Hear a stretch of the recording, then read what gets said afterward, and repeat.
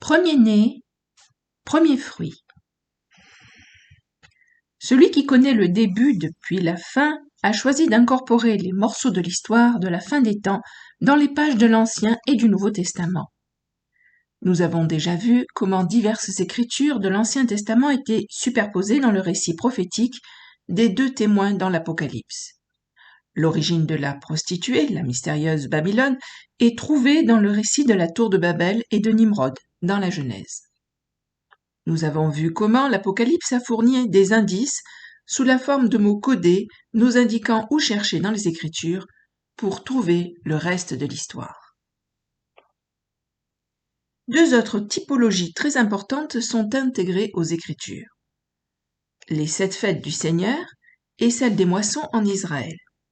Ces deux éléments ont à voir avec notre rédemption et l'ordre dans lequel le peuple de Dieu arrivera dans la salle du trône au ciel. Comprendre le rôle des premiers-nés et de leur droit d'aînesse permet également d'atteindre un niveau supérieur de compréhension. C'est comme si Dieu avait pris ses pierres précieuses spirituelles préférées et les avait habilement glissées dans le glorieux récit de la fin des temps, usant d'une incroyable précision. À bien des égards, l'Apocalypse est à la fois l'apogée et la convergence de toutes les Écritures, puisant dans la richesse des prophéties bibliques, des histoires, des rituels et des symboles, afin de créer une image subtile de la victoire du Christ et de la félicité future de son peuple, appelé et choisi, l'Ecclésia de Dieu. Le modèle premier-né, premier fruit. Afin de saisir les subtilités des plans et des buts de Dieu pour la fin des temps, l'étudiant de l'Apocalypse doit se familiariser avec les archétypes de l'Ancien Testament. Ceux qui se rapportent aux fêtes des moissons en Israël sont particulièrement importantes, et en particulier la partie de la récolte connue sous le nom de premier fruit ou prémisse, faisant écho au premier-né. Jésus a utilisé des métaphores et des analogies agricoles pour parler du rassemblement du peuple de Dieu à la fin des temps, ainsi que du rassemblement des méchants. La parabole du semeur en Matthieu 13, versets 3 à 9, 18 et 23, et les paraboles du blé et de l'ivraie dans Matthieu 13, versets 24 à 30, sont deux exemples où Jésus utilise des symboles agricoles en parlant de la fin des temps. Il répondit et leur dit, « Celui qui sème la bonne semence, c'est le Fils de l'homme. Le champ, c'est le monde. La bonne semence, ce sont les enfants du royaume. L'ivraie, ce sont les enfants du malin. L'ennemi qui l'a semé, c'est le diable. La moisson, c'est la fin du monde. Et les moissonneurs sont les anges. » Matthieu 13, versets 37 à 39. Premier fruit, premier-né. Dans la Bible, nous lisons que Dieu a commandé aux enfants d'Israël de lui donner la première partie de tout. Leur récolte, leur premier-né de leur troupeau et même leur premier-né des enfants mâles. Tout ce qui naît le premier est à moi, et tout ton bétail mâle, premier-né de taureaux et de brebis. Mais tu rachèteras avec un agneau ou un chevreau le premier-né d'un âne, et si tu ne le rachètes pas, tu lui rompras le cou. Tu rachèteras tout premier-né de tes fils, et l'on ne se présentera point à vide devant ma face. Exode 34, versets 19 et 20. Tu célébreras la fête des semaines au temps des premiers fruits de la moisson du froment et la fête de la récolte à la fin de l'année. 3 fois l'an, tous les mâles d'entre vous se présenteront devant le Seigneur l'Éternel, Dieu d'Israël. Exode 34, versets 22-23.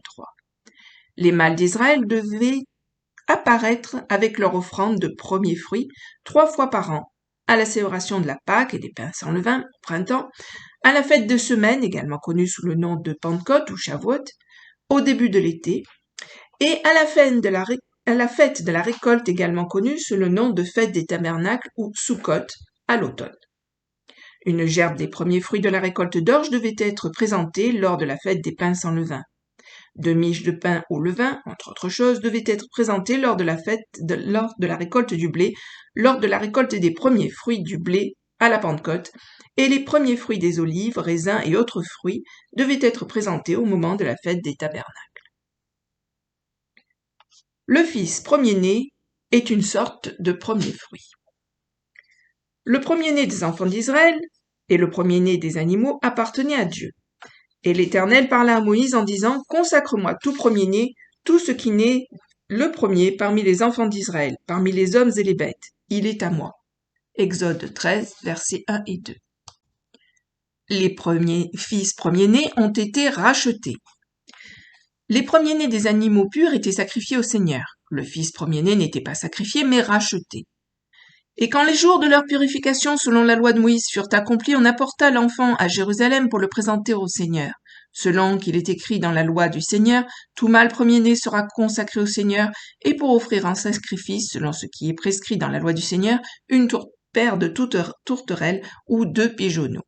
Luc 2, versets 22 à 24. Le droit d'aînesse du premier-né. Le fils aîné avait droit à une double part de la richesse et de l'honneur du père et occupait une place prééminente dans la famille. Ce privilège s'appelait le droit d'aînesse. Le droit d'aînesse était la promesse d'une bénédiction future réservée jusqu'au moment où le fils premier-né atteignait l'âge de la majorité ou à la mort du père. Le droit d'aînesse était une opportunité unique qui n'était pas accordée à chaque enfant. Le droit d'aînesse est accordé au fils premier-né sans aucun mérite, simplement parce qu'il était le premier. Cependant, le droit d'aînesse était assorti de certaines conditions et n'était que la promesse d'une bénédiction future. Il pouvait être perdu ou même vendu. Et Ésaü vendit son droit d'aînesse à son frère Jacob pour un bol de soupe. Le fils aîné de Jacob, Ruben, perdit son droit d'aînesse en ayant des relations sexuelles avec la concubine de son père. Ni Ésaü ni Ruben ne furent totalement déshérités, ils purent conserver leur titre de fils, mais ils perdirent la prééminence qui aurait pu être la leur en tant que premier-né. La nation d'Israël est aussi le premier-né de Dieu. Et tu diras à Pharaon, ainsi a dit l'Éternel, Israël est mon fils, mon premier-né. Exode 4, verset 22. Israël a été choisi parmi les nations du monde pour être doublement béni par Dieu. En tant que premier-né de Dieu, les Israélites bénéficiaient du droit d'aînesse qui n'était pas offert au reste des nations du monde. Ce droit d'aînesse comprenait la terre promise, les alliances, le temple et le Messie. Il devait être une bénédiction pour le reste du monde en partageant la bénédiction du droit d'aînesse avec les nations. Les Lévites, les prêtres, ont remplacé les premiers-nés. Les fils de Lévi appartenaient également à Dieu, la tribu de Lévi ayant été choisie parmi les 12 tribus pour prendre la place des fils premiers-nés de toutes les tribus. L'honneur spécial de servir Dieu en tant que prêtre dans le tabernacle et plus tard dans le temple était leur droit d'aînesse. Et l'Éternel parla à Moïse en disant, « Voici, j'ai pris les Lévites d'entre les enfants d'Israël à la place de tous les premiers-nés des enfants d'Israël, et les Lévites seront à moi. » Nombre 3, versets 11 et 12. Les Lévites et les prêtres, qui n'étaient pas fidèles, ont été mis à l'écart. Nadab et Abihu, qui avaient offert un feu étranger au Seigneur, furent tués. En Lévitique 10, versets 1 à 3,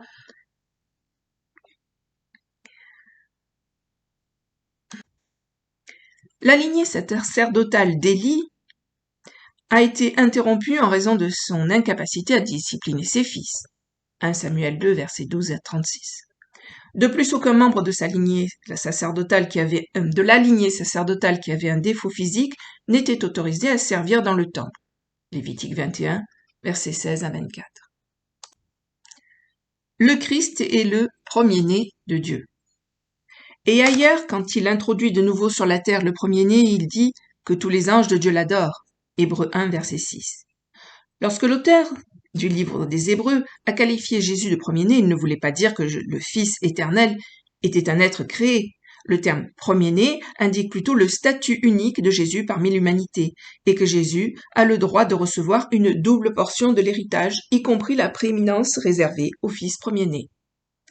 Premier-né, premier fruit choisi, consacré et sanctifié sont tous les mots que la Bible utilise pour désigner des personnes et des choses qui appartiennent à Dieu d'une manière unique. Tous ces éléments sont spécifiquement choisis, mis à part ou appelés à être hors d'un groupe ou d'une entité plus large. Nous savons que Dieu a choisi Israël parmi la plus grande entité des nations du monde. La tribu de Lévi a été ensuite choisie parmi les 12 tribus pour être la tribu sacerdotale. Le Messie est venu comme premier-né de la tribu mise à part pour produire les rois d'Israël, la tribu de Juda. Lorsque le premier-né du troupeau était donné à Dieu par sacrifice, il était offert dans la foi qu'il y aurait plus de descendants pour prendre sa place dans le futur. Lorsque les gens ont donné les premiers fruits de leur récolte, ils ont démontré leur foi en la promesse de Dieu d'une plus grande récolte à venir. Dieu a la primeur du premier produit des troupeaux, des récoltes et des fils avant que son peuple ne jouisse de leur part.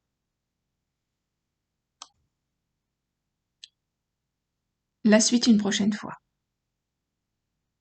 À bientôt, merci. Au revoir.